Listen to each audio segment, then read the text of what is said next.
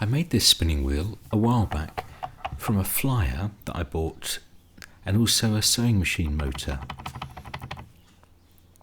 It's worked well, but the bearings at each end are just blind bearings, and it started rattling a lot as they've just worn slightly loose. So my idea is to fix a proper bearing at each end.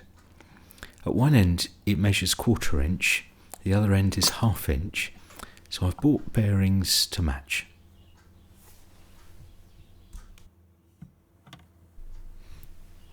I'm test fitting the bearings here on each end, just seeing how I'm going to fit the whole thing back together again.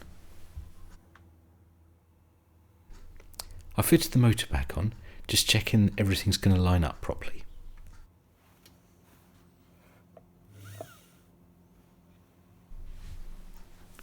I'm going to try connecting the belt up, spinning the motor, and just check how everything works. I need to tension the belt a bit, but I've got this bolt here that lifts the whole motor backwards to tension the belt.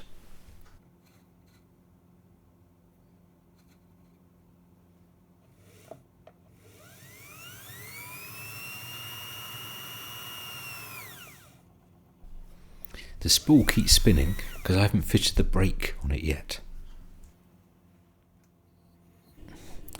I've fitted the brake, just adjusting the tension so that the spool spins the right amount.